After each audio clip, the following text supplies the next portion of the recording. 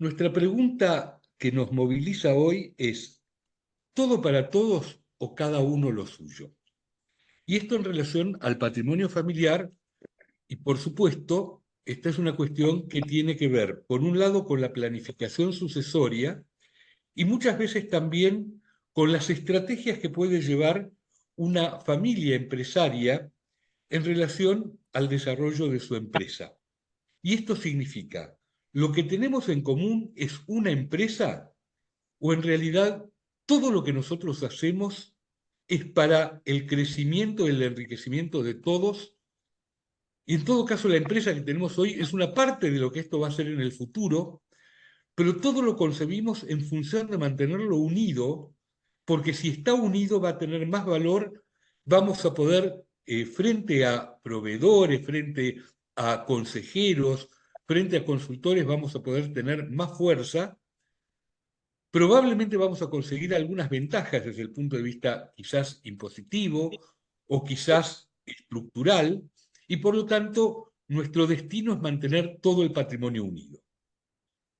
Frente a lo cual están quienes dicen, los que tenemos en común es una empresa y todo lo demás que hagamos, e incluso los resultados que nos dé esa empresa, son para el beneficio individual de cada uno que lo va a manejar según su criterio. Entonces vamos a ver cómo se maneja este tema, tanto desde el punto de vista del código, fundamentalmente el Código Civil y Comercial argentino, y cómo se manifiesta esto en la realidad, en la consulta preventiva y muchas veces en las decisiones que toman quienes en definitiva van a resultar los principales responsables de lo que aquí se haga, que son los que nosotros llamamos los heredantes. Es decir, aquellas personas titulares de un patrimonio que toman una decisión respecto de su planificación sucesoria y que en función de esa decisión es como organizan el patrimonio a futuro. Bueno, ¿cuándo aparece este tema de si todo para todos o cada uno lo suyo? A veces aparece en vida del o los titulares del patrimonio, por ejemplo, cuando el heredante decide encarar su planificación sucesoria. Esa persona de 60, 65, 70 años en un momento se plantea que es mortal, o quizás leyó, por ejemplo, mi libro Pensar la herencia o algún otro material relacionado a planificación sucesoria, y dice, bueno, estaría bueno decidir respecto de mi patrimonio, porque quiero proteger a alguien, porque quiero que el patrimonio sea cuidado, quiero que la empresa perdure a lo largo de las generaciones, entonces decide encarar la planificación sucesoria y en este punto es cuando va a aparecer el tema de cuál va a ser el destino final del patrimonio, si se va a mantener unido o se va a separar entre los herederos. Cuando hay una situación de conflicto de base entre dos generaciones, por ejemplo, los padres tienen una situación de conflicto con todos o con algunos de sus hijos, cuando hay una situación de conflicto de base entre hermanos, los padres se llevan bien con todos sus hijos, pero resulta que saben que entre dos hermanos se llevan a las patadas, o hubo una discusión muy profunda que a veces involucró a los parientes políticos, los yernos, las nueras. Entonces aparece la necesidad de pensar en el patrimonio en el futuro y en las consecuencias que podría traer, por ejemplo, que el patrimonio se mantenga unido frente a personas que se llevan realmente muy mal.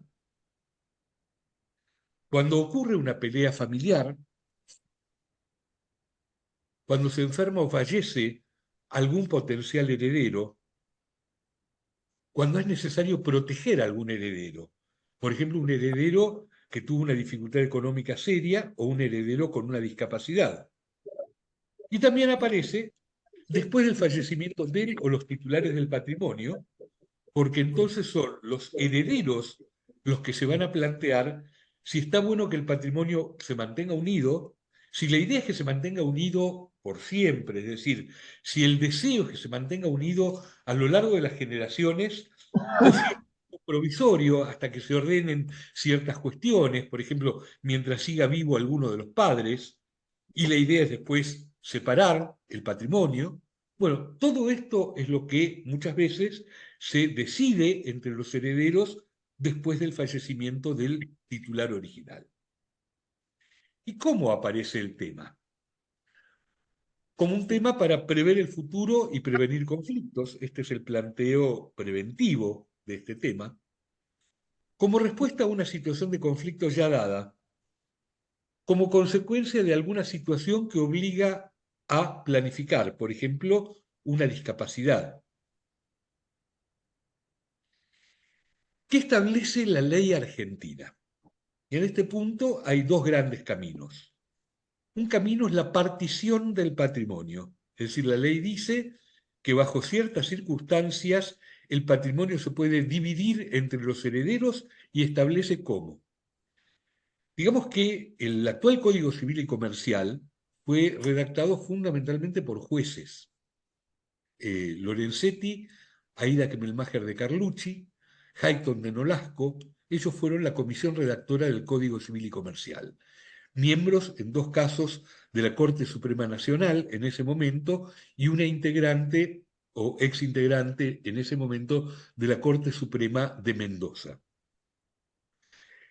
Y, por supuesto, la mirada de ellos era una mirada muy ligada a las situaciones de conflicto. En realidad, todo el código trata de evitar los conflictos, trata de, yo les diría, vaciar los anaqueles de tribunales. Hay una mirada de que hay que simplificar las cosas para que se descarguen los tribunales.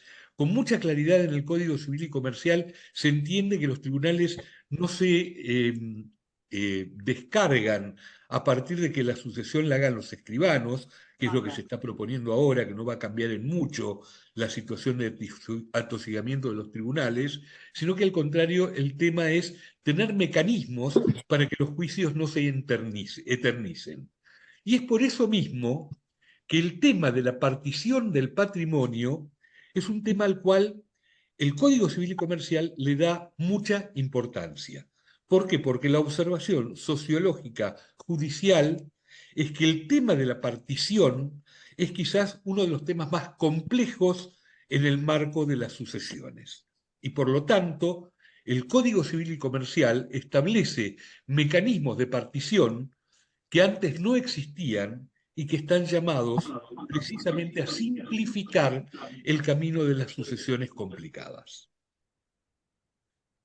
A veces se elige el camino de la indivisión del patrimonio por un tiempo, y esto puede implicar por un máximo de 10 años, o habiendo menores hasta que cumplan la mayoría de edad. Estos dos caminos son los caminos posibles después de fallecida una persona, si no hubo nada previsto con anticipación. Y estos son los caminos previstos en la materia de sucesiones por la ley argentina. Ahora, ¿cómo se puede hacer una partición del patrimonio? Se puede hacer por ascendientes, es decir, que los padres pueden disponer cómo va a manejarse el patrimonio entre los hijos. A veces, cuando el patrimonio es difícil de dividir, por ejemplo, hay un bien que es un bien querido por todos y quizás es el bien más importante, pero que en realidad no lo pueden manejar todos, lo va a tener que manejar alguno, y los otros bienes no tienen igual valor. Esto genera una dificultad para hacer la partición basada en la situación de los bienes. Y esto puede ocurrir aunque la relación entre los hijos sea la mejor posible. Pero otras veces, aunque el patrimonio sea fácil de dividir y un padre podría pensar, bueno, que mis hijos se arreglen, lo dividan entre ellos, en realidad los problemas que hay entre los hijos, sea por envidias, por celos, por competencia, son tan significativos que va a bastar que uno quiera la parte A del patrimonio para que el otro diga, ah, yo quiero eso mismo, y que en realidad la división sea imposible porque todos buscan exactamente lo mismo. Entonces los padres, cuando son conscientes de estas situaciones, lo que hacen es dejarle a cada hijo algo o hija, algo que consideran lo más adecuado para evitar las peleas, para evitar los conflictos entre los hijos. Entonces, como decía el autor del Código Civil, Vélez Sarsfield, en su nota al artículo 3514, es un medio de prevenir las diferencias a que se podría dar lugar después de la muerte de los padres. Y Vélez Sarsfield se basa en la experiencia y en el saber de los padres para considerar que son los padres los mejores y los más autorizados para hacer una partición. A su vez, esa partición se puede hacer por donación, y si se hace por donación es con la participación de los hijos, quienes tienen que aceptar esa donación. Se puede hacer por fideicomiso. El fideicomiso también se puede hacer en vida y puede no requerir, y esto es muy interesante, puede no requerir la firma de los hijos. Después veremos que esto puede tener algunas consecuencias. O por testamento. Y cuando es por testamento, necesariamente va a ser necesario abrir la sucesión y salvo que se produzca una lesión a la legítima hereditaria, es decir, a la parte que obligatoriamente tiene que recibir cada heredero por su condición de hijo o de hija, salvo que se produzca esa lesión, aquello que se disponga en la partición por testamento es de cumplimiento obligatorio. Más aún, la partición podría afectar la legítima hereditaria y el heredero que recibió ese bien de un mayor valor tiene derecho de conservar ese bien recompensando en dinero al heredero perjudicado. Tal es el valor trascendente que tiene en nuestro sistema la partición por ascendientes. Estábamos en la partición por los herederos y les decía que la partición puede ser judicial o extrajudicial, y justamente lo que yo les marcaba al comienzo es que la partición es una de las etapas más penosas y más duras de una sucesión. Entonces, las características de la partición por donación. Puede abarcar todo el patrimonio o algunos bienes determinados. En caso de que sean bienes gananciales, debe realizarse en forma conjunta por los cónyuges. Y en cuanto a la partición por testamento, habiendo bienes gananciales, no puede afectar los derechos del cónyuge. Es decir, que lo que una persona puede partir es su 50% respecto de los bienes gananciales. Y el valor de los bienes se va a calcular a la fecha de fallecimiento del causante.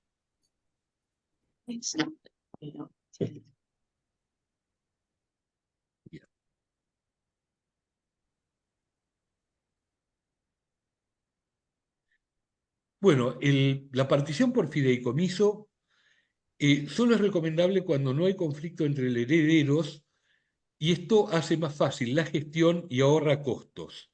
Pero en caso de que haya conflictos entre herederos, es mucho más cuestionable que los sistemas tradicionales de la partición por donación o la partición por testamento. ¿Por qué? Porque en realidad en la partición por fideicomiso, en la mayor parte de los casos, los herederos no están obligados a firmar como tales, y hasta eventualmente se podría alegar que es un pacto sobre herencia futura y por lo tanto puede de alguna manera ser cuestionado. Por lo tanto, cuando no hay conflicto entre los herederos, es un muy buen camino. Cuando hay conflicto entre los herederos, más vale recurrir a la partición por donación. Bien, la partición por post-mortem puede ser extrajudicial, por instrumento público o privado. A su vez puede ser provisoria, por ejemplo, una partición por 5 años hasta que se ordenen ciertas cosas, y luego la partición definitiva. Y la partición definitiva ya deja en claro qué parte del patrimonio va para cada uno de los herederos. Requiere homologación judicial. Esto significa que necesariamente tiene que presentarse un juez, y el juez va a tener que homologarlo, lo cual significa que le va a dar el mismo valor que si fuera una sentencia firme. O sea que una vez hecha esa partición judicial, ya no tiene vuelta atrás. y la partición judicial puede requerir la participación de tasador y perito partidor, lo cual hace que el proceso sea normalmente mucho más caro, pero bueno, hay circunstancias en las cuales es inevitable debido a que es tal el enfrentamiento entre los herederos que no pueden llegar a un acuerdo ni siquiera respecto de un mediador o un partidor a designar. Entonces no tienen más remedio que ir a una partición judicial. Bueno, una de las cosas que prevé actualmente el Código Civil y Comercial, que es lo que les decía a ustedes que era una de las preocupaciones que tuvo la comisión redactora, es la atribución preferencial de algunos bienes. El cónyuge o el descendiente que hubiera participado en la formación del establecimiento agrícola, comercial, industrial, artesanal o de servicios, tiene derecho a requerir que le atribuyan de manera preferencial aquel bien o aquella explotación de que se trata.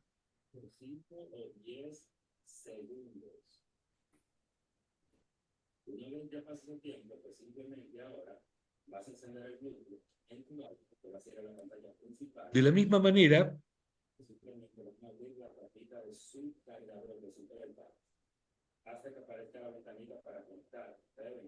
Y automáticamente la van a conectar. No cierren la tapita de los teléfonos. El cónyuge o el heredero que viviera en un inmueble del acervo hereditario al momento de la muerte del causante tiene derecho a requerir que ese inmueble le sea atribuido. Y hay una figura novedosa que tiene el Código Civil y Comercial y que justamente va en línea con lo que yo les decía de la preocupación de quienes redactaron el Código para evitar esos conflictos que se eternizan en tribunales. Y esto es el artículo 2372 del Código Civil y Comercial, que establece un procedimiento legal que permite solicitar la adjudicación de un determinado bien o varios bienes para un heredero determinado, ofreciendo a cambio un determinado valor que deberá superar el valor de tasación del bien en cuestión. Es decir, hay diferentes bienes, por ejemplo, hay una casa en el patrimonio hereditario y uno de los herederos tiene interés en esa casa. Entonces dice, bueno, yo por esa casa voy a pagar más de lo que es el valor de evaluación de la casa, llamemos a una licitación y aquel heredero que pague más por la casa se queda con la casa. Este es un mecanismo muy novedoso y que justamente es una de las claves para evitar o resolver conflictos sucesorios. Otro tema muy significativo es la protección de personas con discapacidad. ¿Cómo se define la discapacidad? Toda persona que padezca una alteración funcional permanente o prolongada, física o mental, que en relación a su edad y medio social implique desventajas considerables para su integración familiar, social, educacional o laboral. Y esto implica que una persona con discapacidad, siendo uno de los herederos forzosos, ascendiente, descendiente o cónyuge del heredante, siempre y cuando sea el beneficiario de la parte disponible, es decir, esta persona, el heredante, está redactando su testamento y decide dejarle la parte de libre disponibilidad. Ustedes saben que habiendo hijos, la parte de libre disponibilidad es la tercera parte del patrimonio. Decide dejarle a la persona con discapacidad la tercera parte de su patrimonio.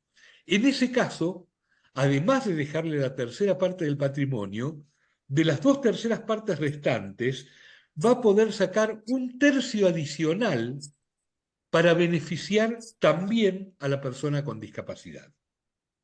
Yo siempre cuando llego a este punto digo, bueno, pero tengamos cuidado, porque si la persona tiene, por ejemplo, una discapacidad mental, alguien lo va a tener que cuidar y probablemente lo tenga que cuidar alguno de los herederos que fueron perjudicados por esta persona con discapacidad. Entonces veamos la relación entre lo que es el favorecerlo patrimonialmente y lo que es la estrategia de protección que a veces va más allá de lo patrimonial.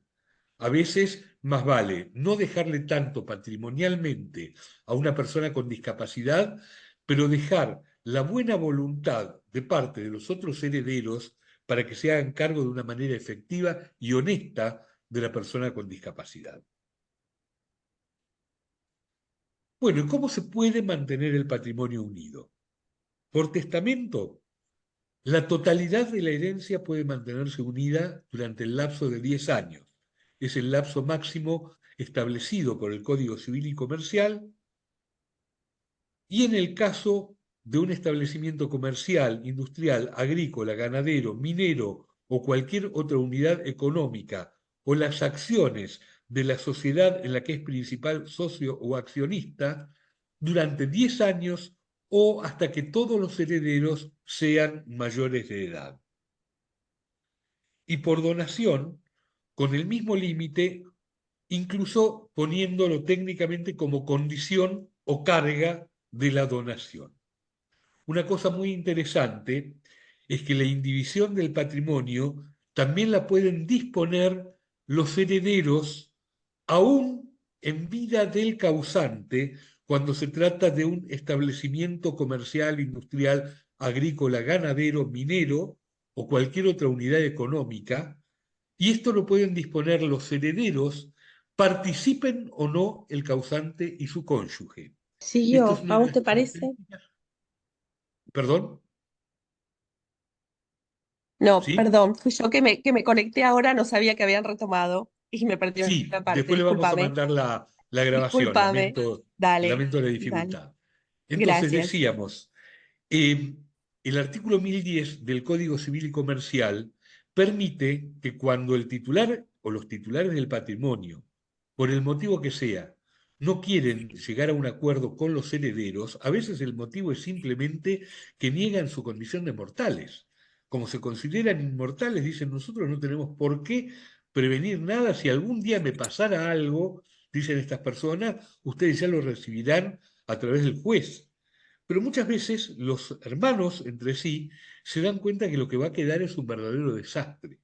Entonces la ley permite que se junten los hermanos y que tomen, por ejemplo, la decisión de mantener el patrimonio unido o al contrario, la decisión de dividir el patrimonio cuando se trata de un establecimiento, como decimos, comercial, industrial, agrícola, ganadero, minero o cualquier otra unidad económica o acciones de una sociedad.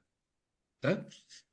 Todo esto son innovaciones que ha incorporado el artículo 1010 del Código Civil y Comercial y que son de un cambio copernicano en cómo funcionaba antes el sistema legal en la Argentina. Cuando nosotros queríamos planificar antes del 2015, es decir, antes del nuevo Código Civil y Comercial, teníamos que cuidarnos bajo todo concepto de que algo apareciera como un pacto sobre herencia futura. Porque si tenía olor a pacto sobre herencia futura, automáticamente estábamos expuestos a que esto fuera anulado directamente por la justicia.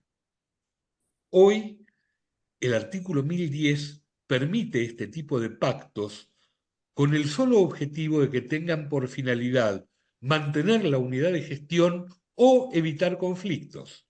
Es decir, que como ven, a veces pueden llevar a la unidad del patrimonio, mantener la unidad de gestión y mantener el patrimonio unido, o a veces, por el contrario, para evitar conflictos, puede llevar a la división del patrimonio.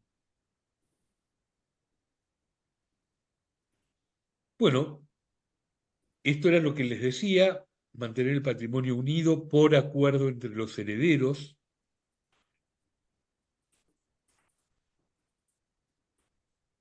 ¿Y qué significa la planificación de la continuidad patrimonial? La continuidad del patrimonio familiar implica preservar los activos materiales de una familia, por ejemplo, la empresa familiar, los bienes muy valiosos, una fundación familiar o los activos financieros y las buenas relaciones familiares. Como estamos hablando de la continuidad patrimonial en el marco de una familia, no alcanza con que solo quede unido el patrimonio. También es necesario pensar en la preservación de las buenas relaciones familiares. Nosotros ya decimos desde pensar la herencia, testar es testear. Testar, o sea, hacer un testamento, implica testear el patrimonio, testear los afectos, testear el grado de comunicación y el grado de comprensión que existe entre los miembros de la familia, testear si quedaron asignaturas pendientes, testear si hay frustraciones que no se pudieron hablar a tiempo. Bueno, la planificación de la continuidad patrimonial implica tomar en cuenta todos estos factores porque lo que queremos es un patrimonio preservado y familias armoniosas y personas felices. Bueno, ¿cuáles son los mecanismos para lograr estos objetivos? Un mecanismo que cuando hay una empresa familiar, cuando hay un patrimonio que tiene alguna función productiva, es fundamental el protocolo familiar o protocolo empresario familiar. Luego hay otros mecanismos como son el fideicomiso, una fundación en el exterior, una sociedad patrimonial. Normalmente nuestro sistema impositivo y nuestro sistema jurídico no están especialmente preparados para una sociedad patrimonial, pero a veces realmente es la mejor solución, por lo menos hay que evaluarlo. Una sociedad holding, aquí sí en la Argentina tenemos muchas dificultades con las sociedades holdings, muchas veces, por lo tanto, el holding hay que hacerlo en el exterior. Un family office, que es una oficina familiar, y la oficina familiar es muchas veces una oficina que atiende las inversiones de todo el grupo familiar, pero también atiende los gastos del grupo familiar para optimizar los gastos, para optimizar el modo como se desempeña cada miembro de la familia. La extensión del Family Office es a medida de cada familia y de cada persona. A veces la idea es un Family Office muy inclusivo y a veces es un Family Office exclusivamente para manejar las inversiones del grupo familiar. Bueno, ¿cómo planificar la división o la indivisión? Es decir, ustedes escucharon todo esto y si están pensando en su propia familia, lo primero que se preguntarán es ¿por dónde empiezo? Bueno, primero es imprescindible el asesoramiento profesional neutral. Y neutral significa un profesional experto que sepa del tema y que no esté a favor ni de uno ni de otro. Basta con que ese profesional tenga su mirada puesta en beneficiar a alguno de los herederos en particular para que probablemente las soluciones que proponga no sean aceptadas por los otros herederos.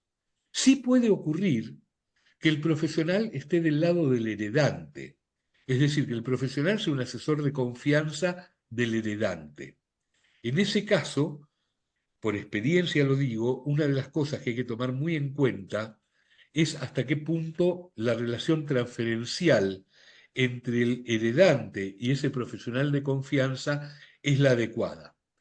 Yo he escuchado a algún heredante preocupado por su patrimonio que le plantea al que era su compañero de colegio, que en ese momento era su escribano, le dice, bueno, mirá, yo querría pensar en mi sucesión, y el compañero de colegio, ya no el escribano, el compañero de colegio le dijo, déjate de embromar, ¿cómo vas a pensar en eso? Ahí no estaba pensando como profesional, estaba pensando como compañero de colegio y lo que le estaba diciendo el otro era que los dos eran mortales. Y ese profesional probablemente era neutral frente a toda la familia, pero lo que no podía era manejar una relación transferencial adecuada para poder ser un buen asesor en esa circunstancia concreta. Cuando yo me empecé a dedicar a la planificación sucesoria, hice un cálculo de cuáles eran los clientes que yo tenía en mi estudio, cuántos eran, cuántos de ellos tenían patrimonio, cuántos clientes había tenido en el pasado. Y bueno, me imaginé, en base a eso, me hice una proyección de cuántos me iban a consultar por la planificación sucesoria. Bueno, créase o no, mis clientes del estudio jurídico eran todos inmortales. Nadie me consultó nunca, porque yo para ellos era un abogado era un abogado de trinchera. Y hasta tal punto hubo consultantes en materia de planificación sucesoria, en materia de empresa de familia, que años después yo dejé definitivamente la abogacía. Es decir, que no es que no hubiera consultantes, simplemente que los consultantes no estaban, y después entendí que por suerte no estaban, entre mis clientes del estudio jurídico. ¿Por qué? Porque son ramas de actuación, de reflexión y de pensamiento totalmente diferentes. Es muy probable que un cliente del estudio jurídico no me quisiera sincerar la realidad de su patrimonio y mucho menos algunas situaciones conflictivas a nivel familiar. Por eso, tan importante es buscar asesoramiento profesional neutral y experto. Bueno, una vez que se traba la relación entre el profesional y el heredante, seguramente va a ser necesario hacer entrevistas en profundidad. En su caso, entrevistas a los potenciales herederos, a veces para confirmar o rectificar algunos datos o algunas ideas, ver si alguna cosa se puede mover respecto de las ideas iniciantes del heredante, y luego de adoptarse una decisión, una estrategia de comunicación efectiva. Es decir, el heredante decide qué es lo que definitivamente va a hacer. A partir de ahí se harán los instrumentos que sean pertinentes, pero es muy importante definir una estrategia de comunicación efectiva. Esto significa que a veces puede ocurrir que un heredante decida que va a mantener sus decisiones en secreto de por vida. Es válido, pero tiene que ser una decisión consciente y yo les diría a ustedes sustentada en datos de la realidad. Si es solamente por temor a las reacciones, si es solamente por timidez, si es solamente por prejuicio, no es una buena solución mantener ese silencio. En definitiva, se va a terminar afectando a las personas a las que justamente el heredante deseaba favorecer o deseaba proteger a través de sus decisiones. Entonces habrá que armar una estrategia de comunicación que permita naturalizar la conversación sobre este tema. Factores que inciden en la decisión. La idiosincrasia familiar. Y cuando digo la idiosincrasia me estoy refiriendo no solo a la familia actual, sino al origen cultural de esa familia. No es lo mismo el modo de pensar el patrimonio para una familia de origen judío askenazí, para una familia de origen árabe, para una familia de origen sefaradí, para una familia de origen inglés, de origen español, de origen italiano. Cada una de esas culturas tiene un modo diferente de encarar los temas que tienen que ver con el patrimonio. La historia de la familia, si en la familia hubo alguna situación en particular por la cual dice no, los temas de dinero dividen a la familia, entonces de plata no se habla. En ese sentido yo he acuñado una frase que dice los conflictos hereditarios son hereditarios. Cuando una generación no resuelve sus conflictos en relación a la herencia recibida, es probable que transmitan conflictos a la generación siguiente. Ahora, paradójicamente, es muy probable que no se transmita el mismo conflicto, es decir, que no es que se repite la historia.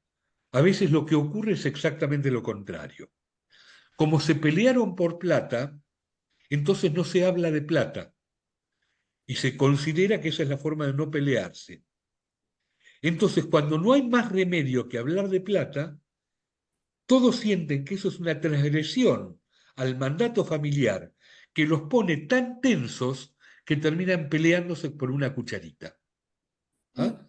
Frente a otras familias donde hay una costumbre y una gimnasia de pelearse, pero a los gritos, por temas patrimoniales, y 2 minutos después salen juntos a jugar al básquet.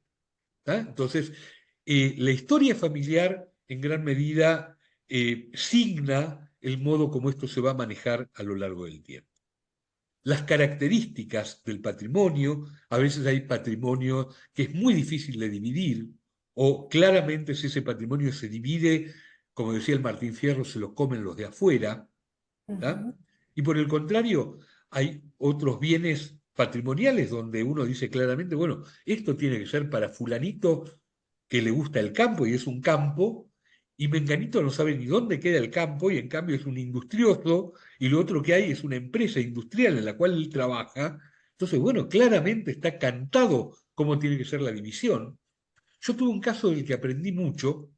Era un padre que tenía varias participaciones en hoteles y en restaurantes. Era un gastronómico de alma, un negocio que normalmente es de las familias españolas, pero en este caso este hombre era de origen italiano, y tenía dos hijos con niveles culturales y de madurez absolutamente diferentes. Había uno que era realmente un genio de los negocios y el otro un chico realmente muy limitado. Y el padre se empecinaba en que los dos hijos participaran en todos los bienes. Es decir, para él era muy importante que no se dividiera el patrimonio, sino que los dos hijos manejaran el patrimonio en conjunto. En una reunión con este padre le digo, bueno, yo entiendo que tu voluntad es que tu hijo con más dificultades sea protegido por el hermano mayor, pero mirá que el hermano mayor se puede cansar de este rol que vos le estás dando, que no se lo estás reconociendo explícitamente. Me dice, no, no, yo lo dije, no es por eso. Aunque ellos fueran exactamente iguales, yo diría lo mismo que estoy diciendo. Este hombre no decía que se iba a morir, decía que si me tomo el colectivo, decía, mirá, cuando mis padres empezaron con el negocio gastronómico, ellos tenían un hotel que era una mina de oro y tenían un clavo por el otro lado, que no sabían qué hacer con el clavo. Bueno, la mina de oro estaba en la zona del Abasto y el clavo estaba en lo que hoy es Palermo Hollywood. ¿Qué pensás? Y ahí me di cuenta. En realidad la estrategia de protección patrimonial de una persona que lo que tiene son bienes inmuebles es justamente tener la división del riesgo a partir de tener los inmuebles, y en particular si los inmuebles son negocios, radicados en lugares diferentes. Entonces, tener un poco en diferentes negocios les impedía fundirse porque, por ejemplo, un barrio había pasado de moda. ¿Ah? Entonces, tener en cuenta las características del patrimonio es una de las claves para tomar las mejores decisiones. Las características de la familia, todos están comprometidos con el trabajo, a todos les interesa el dinero, hay alguno que está más interesado en ganar dinero y otro está más interesado en vivir una vida libre, sin preocupaciones. Bueno, todo esto es imprescindible tomarlo en cuenta. Alguno de ellos tiene muchos hijos, tiene muchas cargas de familia, tuvo un mal divorcio y por lo tanto tiene que hacerse cargo de costos muy grandes. Otro u otra tiene un matrimonio muy exitoso. El tamaño del patrimonio y el tamaño de la familia. A veces el patrimonio es muy grande y la familia es muy pequeña. Entonces hay que ver cómo se maneja ese patrimonio. Y a veces el patrimonio es demasiado pequeño para semejante familia. ¿Cómo hacer para que no se peleen por el patrimonio? A veces es tan pequeño que en realidad lo que hay que pensar es cómo va a sobrevivir el heredante hasta sus últimos días sin que esto sea una carga para los hijos, hijas, nueras y yernos. Los aspectos regulatorios, por ejemplo, si alguien es titular de un estudio jurídico, en la sociedad titular del estudio jurídico no van a poder participar los que no sean abogados. ¿Cómo se hace para que esto no se convierta en un desmedro patrimonial para ninguno de ellos? Los aspectos impositivos. A veces mantener ciertos bienes es más caro que mantener otros bienes, mantenerlos en ciertas jurisdicciones es más caro que mantenerlos en otras. Si alguno de los presentes tiene su domicilio en la provincia de Buenos Aires, en caso de fallecer, el impuesto a la herencia en la provincia de Buenos Aires es el 8% del patrimonio, y en cambio si tuviera su domicilio en Capital Federal, no hay impuesto a la herencia. Si los bienes no están en la provincia de Buenos Aires, no va a tener que pagar impuesto a la herencia. Y como cierre esta frase, que yo la leí una vez en una asesoría de menores, de un chico atándose los cordones y alguien que le decía, digas que vas a poder o digas que no vas a poder, en los dos casos tendrás razón. Y yo los invito a reflexionar respecto del patrimonio, de la unidad del patrimonio o de la división del patrimonio y aplicar esta frase. ¿Y cuánta fuerza tiene lo que uno crea que va a ocurrir en relación a lo que efectivamente vaya a ocurrir? ¿Cómo en estos temas rige el concepto de la profecía autocumplida? Y entonces preguntarnos cuáles son nuestros conceptos de origen, qué es lo mejor que podríamos revisar de lo que hemos pensado hasta ahora y cómo ponemos manos a la obra. Bueno, muchas gracias por su atención. Quedo abierto a las preguntas que ustedes me quieran hacer. Lo que sí les voy a pedir nuevamente que pongan las cámaras así nos vemos unos minutos.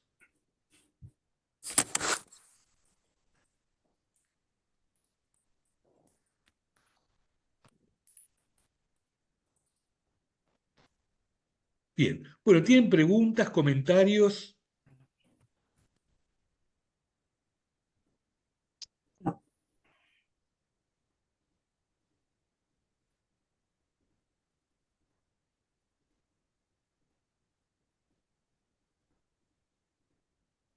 Bueno, creo que los estoy dejando con un tema significativo para reflexionar.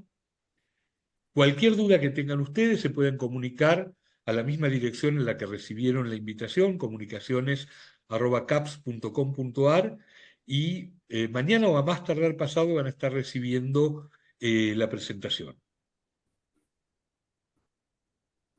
Leo, Muchas acá hay gracias una, por... Muchas Sí, gracias. hay una Verónica, consulta. No, acá hay una consulta de Pablo Fiore, no sé si ahora, no sé si la pudiste leer. a ver, no, no la estoy pudiendo ver. ¿La podés leer vos? Dice, AFIP afirma que si los herederos han continuado en forma conjunta con la actividad, por ejemplo agropecuaria, que desarrolla el causante, lo hacen bajo la forma de una sociedad regulada en el capítulo 1, sección cuarta de la Ley de Sociedades 19.550, y no como una comunidad que está en estado de indivisión y carece de personería jurídica. ¿Será así? No entendí la primera parte de la pregunta. Que AFIP afirma que Ajá. si los Ah, no, herederos han yo continuado en con forma AFIP no me conjunta. llevo. No, no, esto es una consulta muy puntual y muy Muy puntual. específica que tiene que ver con un tema impositivo, claramente lo tiene que ver con el contador Eduardo Fierro, ¿es así?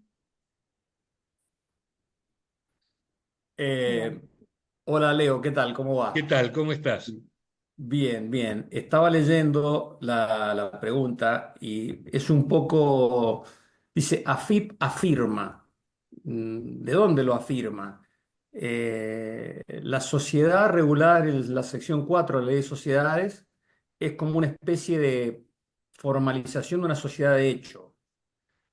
Una comunidad que está en estado de indivisión y carece de personalidad jurídica, tributariamente es parecido a una sociedad de hecho. No entiendo mucho cuál es la diferencia, cuál es la Bueno, pero ventaja, cuál es de la todas desventaja. maneras es una pregunta técnica y específica. No quisiera que nos saque de, digamos, del contexto del tema en general que nos ha convocado. Lo invitamos, incluso Eduardo, si me permitís, le puedo dar al señor Fiori tu contacto para si le podés evacuar esta consulta puntual. Yo no voy a poder, pero es un tema claramente de contadores. Sí, sí, Leo, con todo gusto y sin ningún compromiso, lo hablamos, no hay ningún problema. Perfecto, muchas gracias. Bueno, y les cuento, y les anticipo, un poco como despedida, que el próximo segundo martes, en el mes de octubre, va a estar con nosotros Connie de Elizalde, que está aquí presente. Connie es especialista en recursos humanos y nos va a dar una charla muy interesante sobre el tema que tiene que ver con la cultura empresarial, que tiene que ver con la contratación de recursos humanos de una manera exitosa. Así que bueno, ya vamos a estructurar la propuesta para que sea atractiva para todos ustedes. ¿Te puedo Muchas hacer una gracias. pregunta muy breve? Sí. Mira, entiendo que no se puede estandarizar, pero ¿hay alguna estimación de plazos en los cuales se lleva a cabo este proceso o es conveniente que se haga? Entiendo que es distinto si se estructura como fideicomiso, si es según cada uno de los casos, pero es conveniente, no sé, de tiempos, en cuanto a tiempos de que puede llegar a demorar un proceso de planificación. Desde ya va a depender de la complejidad que tenga, de la mayor o menor, digamos, participación de los miembros de la familia, del hecho de que exista una empresa o no, porque si una de las cosas que se quiere es preservar la empresa y hay que hacer un trabajo de preservación de la empresa familiar, ahí te digo que básicamente, si bien hay una etapa de diagnóstico que normalmente dura un mes, todo el trabajo de preservación de la empresa familiar tiene un estándar de duración del orden del año. Puede ser unos meses menos, unos meses más, pero está en el orden del año. ¿Por qué? Porque es necesario alinear la mirada, la percepción, digamos, los acuerdos entre los miembros de la familia. Cuando se trata de una planificación sucesoria, yo les diría con eje principal en el patrimonio, donde no hay una importante participación de los miembros de la familia, yo les diría que es un proceso que dura de 1 a 3 meses y luego tendremos un plazo de estructuración de los instrumentos, que en algunos casos también va a depender, bueno, de la interconsulta con contadores, con escribanos y demás, pero digamos, la clarificación respecto de lo que se va a hacer puede tener una duración de entre 1 y 3 meses. Y en realidad, si digo este plazo, es porque siempre es bueno que haya mucho diálogo con la propia almohada y con algunos integrantes de la propia familia. ¿Tá? Si fuera una persona solitaria, si vos me decís, bueno, en realidad se trata de la planificación sucesoria de alguien que no tiene afectos por nadie, lo único que quiere es dejar bien su patrimonio, te digo, en 15 días está hecho. Total, si alguien se siente ofendido, bueno, mala suerte. ¿Tá? Pero normalmente las personas lo que quieren es que eso que van a dejar no deje heridos en el camino y eso es lo que lleva a que nos lleve más tiempo el hecho de hacerlo. Perfecto, gracias. Nada. Bueno, gracias y nos vemos en el mes de octubre.